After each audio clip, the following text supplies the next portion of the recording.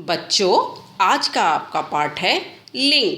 आइए हम लिंग पढ़ते हैं। सबसे पहले हम कुछ वाक्य देखते हैं।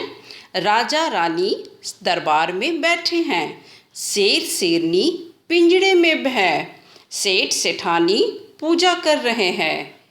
उपर्युक्त वाक्यों में राजा, शेर तथा सेठ शब्द पुरुष वर्ग के हैं तथा रानी, शेरनी एवं सेठानी शब्द स्त्री वर्ग का बोध कराते हैं।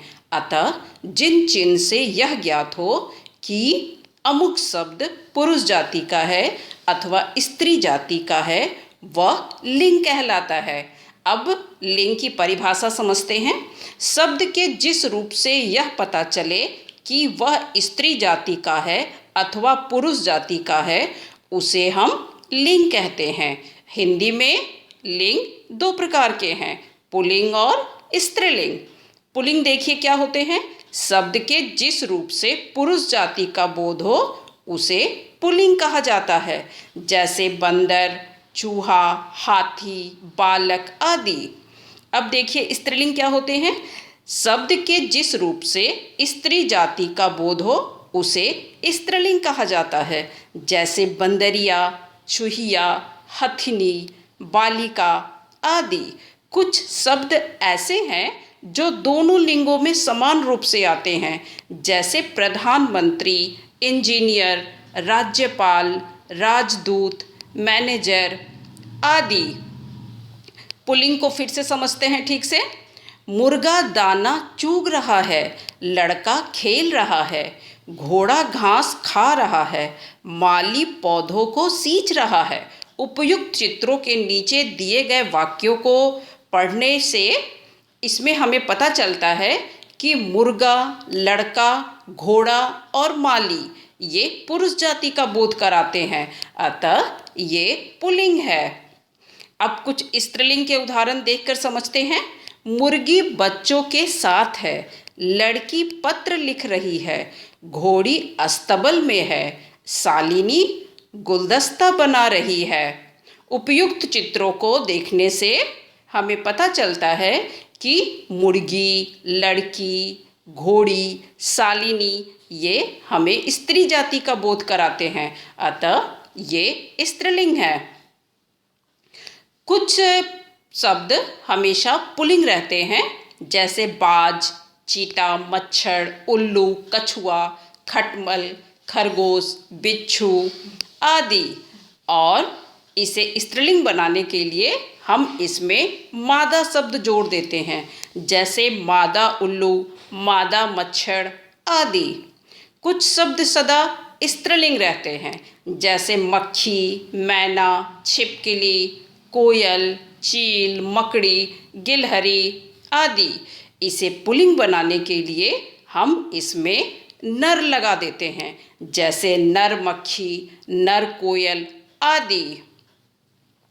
अब देखिए कुछ शब्द जो पुल्लिंग ही होते हैं, जैसे पर्वतों के नाम है, देशों के नाम है, सागरों के नाम है, पेड़ों के नाम है, रत्नों के नाम है, स्थानों के नाम है, वर्णमाला के कुछ अक्षर ये प्रायः पुल्लिंग होते हैं। और कुछ स्त्रीलिंग शब्द है देखिए, जैसे भाषाओं के नाम, नदियों के नाम, मसालों के नाम, कुछ शरीर के अंगों के नाम, लिपियों के नाम, है ना। संस्कृत में इकारात्मक संज्ञाएं जैसे शक्ति, हानि, नीति ये सभी स्त्रीलिंग शब्द है। कुछ ई, इया, आहट, आवट आदि प्रत्यय लगाकर भी हम स्त्रीलिंग शब्द बनाते हैं और इससे हम स्त्रीलिंग शब्दों की पहचान करते हैं। हिंदी में पुल्लिंग शब्दों में प्रत्यय लगाकर हम स्त्रीलिंग बनाते हैं। अब हम लिंग परिवर्तन समझेंगे। आप प्रत्यय जोड़कर। प्रत्यय बच्चों मैंने पढ़ाया है आप लोगों को। प्रत्यय वे होते हैं जो शब्दांश किसी शब्द के अंत में जोड़कर हमें नया शब्द देते हैं। अब देखिए, प्रिय, प्रिया, अध्यक्ष, अध्यक्षा, शिष्य, शिष्य आदि। अब ई प्रत्यय जोड़कर देखिए, चाचा, चाची, मामा, मामी, घोड़ा, घोड़ी, लड़का लड़की आदि। अब हम ई का प्रत्यय जोड़कर देखेंगे कैसे स्त्रीलिंग बनते हैं। बालक बालिका, पाठक पाठिका, शिक्षक शिक्षिका। और देखेंगे अब हम मति और वति जोड़कर, जैसे बुद्धिमान का बुद्धिमती, श्रीमान श्रीमती, गुणवान गुणवती, आयुष्मान आयुष्मती। अब हम देखते हैं ईया प्रत्यय जोड़कर कैसे स्त्रीलिंग बनाए जाते हैं। बंदर बंदरिया, चूहा चूहिया, लोटा लुटिया। नी प्रत्यय जोड़कर मोर मोरनी, चोर चोरनी, हंस हंसनी। आनी प्रत्यय जोड़कर जेठ जेठानी, देवर देवरानी, नौकर नौकरानी, सेठ सेठानी। ईन प्रत्यय जोड़कर धोबी धोबीन, ग्वाला ग्वालीन, नाग नागिन। आइन प्रत्यय जोड़कर ठाकुर ठकुराइन, चौधरी चौधराइन, गुरु गुरुआइन। अब हम देखते हैं ता को त्री में बदलकर हम कैसे स्त्रीलिंग बनाते हैं। नेता नेत्री, दाता दात्री, अभिनेता अभिनेत्री।